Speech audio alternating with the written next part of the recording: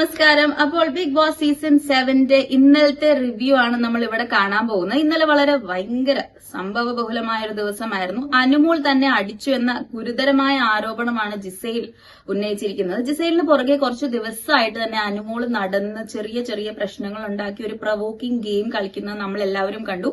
കഴിഞ്ഞ ദിവസത്തെ വീഡിയോയിലും ഞങ്ങളത് പറഞ്ഞിട്ടുണ്ടായിരുന്നു. അനാവശ്യമായിട്ടുള്ള കോൺവെർസേഷൻസ്, മേക്കപ്പ് റിലേറ്റഡ് ആയിട്ടുള്ള കോൺവെർസേഷൻസും ആർഗ്യുമെന്റ്സും ഒക്കെ അനുമോളുടെ ഭാഗത്തുനിന്ന് ജിസൈലിനെതിരെ ഉണ്ടാവുന്നത് നമ്മൾ കണ്ടു. വളരെ ടാർഗറ്റ് ചെയ്ത് വളരെ ടാക്ടിക് ആയിട്ടാണ് അനുമോൾ അത് മുന്നോട്ടേക്ക് കൊണ്ടുപോകാൻ ശ്രമിച്ചതെങ്കിലും ചെറുതായിട്ട് ആ പണിയൊന്ന് പാളി. ഇത്രയും ദിവസം അതിലൊന്നും അകപ്പെടാതിരുന്ന ജിസൈൽ താൻ തിരിച്ചൊന്ന് പ്രൊവോക്ക് ചെയ്തപ്പോൾ അനുമോൾ നന്നായിട്ടൊന്ന് ട്രിഗേർഡ് ആവുന്നത് നമ്മൾ കണ്ടു. അങ്ങനെയാണ് ജിസൈലിനെതിരെ അനുമോൾ കൈ ഉയർത്തിയത്. അപ്പൊ അത് ആവശ്യമില്ലാത്ത അനുമോളുടെ ടാറ്റിക്സ് ചെറുതായിട്ടൊന്ന് തെറ്റിയെന്ന് തന്നെ പറയാം. ഒരു ആവശ്യമില്ലാത്ത ഒരു ആക്ട് ആയിരുന്നു അനുമോളുടെ ഭാഗത്തു നിന്നുണ്ടായത്.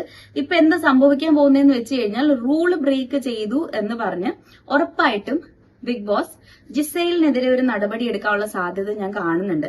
ആൻഡ് ഇതിനിടയ്ക്ക് ജിസൈൽ പറയുന്നുണ്ട് അനുമോൾ എന്നെ തള്ളി.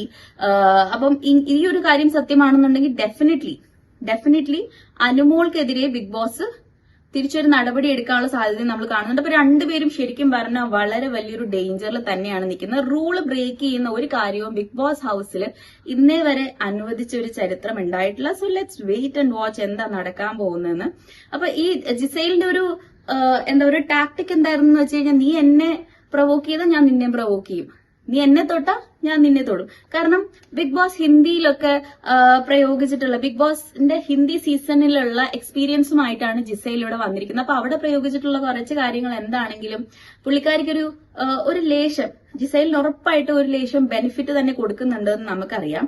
ആൻഡ് അനുമോളെ ഇത്രയും നാളും ഹൌസിൽ സപ്പോർട്ട് ചെയ്തിട്ടുള്ള ആരും തന്നെ ഇപ്പൊ അനുമോളെ സപ്പോർട്ട് ചെയ്യുന്നതായിട്ട് നമുക്ക് തോന്നുന്നില്ല. അത് മാത്രമല്ല, ജയിൽ നോമിനേഷൻ ടാസ്ക് നടക്കുമ്പോൾ അനുമോള് ജിസൈലിനെ നോമിനേറ്റ് ചെയ്യുന്ന സമയത്ത് പോലും അനുമോൾക്കെതിരെ വളരെ നല്ലൊരു കൂവലൊക്കെ കിട്ടുന്നത് നമ്മൾ കണ്ടായിരുന്നു. നന്നായിട്ട് ജിസൈലിനെ സപ്പോർട്ട് ചെയ്യുന്ന ആളുകളാണ് ഇപ്പോൾ ബിഗ് ബോസ് ഹൌസിലുള്ളത്. അനുമോളുടെ ഒരു ടാക്ടിക് അല്ലെങ്കിൽ ഗെയിം പ്ലാൻ എവിടെയോ ചെറുതായിട്ട് തെറ്റിപ്പോയിട്ടുണ്ട് എന്നാണ് തോന്നുന്നത്. അപ്പം പിന്നീട് നമ്മൾ ബിഗ് ബോസ് ഹൌസിലെ ബാക്കിയുള്ള സംഭവങ്ങൾ നോക്കുകയാണെന്നുണ്ടെങ്കിൽ, അനീഷ് വന്ന് സരികയും രേണുവിനെ നോമിനേറ്റ് ചെയ്തു. ടാസ്ക് ഒന്നും ചെയ്തില്ലെന്ന് കാരണം പറഞ്ഞിട്ടാണ് അനീഷ് നോമിനേറ്റ് ചെയ്തത്. അനീഷിന്റെ ചില സമയത്ത് ബിഹേവിയറും സ്വഭാവവും എവിടെയൊക്കെയോ നല്ല നെഗറ്റീവ് ആവുന്നുണ്ട്, വളരെ ഇറിറ്റേറ്റിംഗ് ആവുന്നുണ്ട്.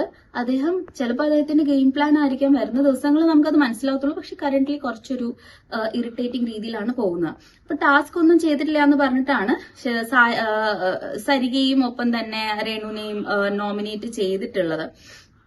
പിന്നാലെ ജിസൈൽ എണീറ്റ് അനുമോളിനെ നോമിനേറ്റ് ചെയ്തു. ആൻഡ് വായി തോന്നിയ കാര്യങ്ങളൊക്കെ പുള്ളിക്കാരിക്ക് വായി തോന്നിയത് ഓരോന്നായി വിളിച്ചു പറയുന്നത് നമ്മൾ കണ്ടു. ഇതൊന്നും അത്ര നല്ല പ്രവണതയായിട്ട് തോന്നുന്നില്ല. ആൻഡ് ജിസൈലിന്റെ സംസാരം കുറച്ച് കൂടിയപ്പോൾ അവിടെ ഷാനവാസ് എണീറ്റ് അനുമോളിനെ ഡിഫെൻഡ് ചെയ്തു. ജിസൈൽ മേക്കപ്പ് ഇട്ടിട്ടില്ലേ എന്ന് ഷാനവാസ് ചോദിക്കുകയൊക്കെ ചെയ്തിട്ടുണ്ടായിരുന്നു. പക്ഷെ അതിലൊന്നും എന്താ പറയാ, ഞാൻ ഈ മുമ്പ് പറഞ്ഞതുപോലെ തന്നെ ബിഗ് ബോസിന്റെ ഹിന്ദി സീസണിൽ നിന്നുള്ള എക്സ്പീരിയൻസുമായിട്ടാണ് ജിസൈൽ ഇവിടെ മലയാളത്തിൽ വന്നിരിക്കുന്നത്. അപ്പം അവരുടെ എതിരെ നിൽക്കുന്ന ഓരോ കാൻഡിഡേറ്റും വളരെ ടാക്ട്ഫുള്ളി കളിച്ചില്ല എന്നുണ്ടെങ്കിൽ ശരിയാവില്ല. ആൻഡ് ഷാനവാസിന്റെ ചോദ്യത്തിന് റൂൾ ബ്രേക്ക് ചെയ്തത് മേക്കപ്പ് ഉപയോഗിച്ചത് എന്തിനാന്നുള്ള ചോദ്യത്തിനൊക്കെ ജിസൈല് എന്താ പറയാ, ഒരു ബേസിക് ആയിട്ടൊരു സമ്മതിച്ചൊരു മറുപടി പറയുന്നില്ല.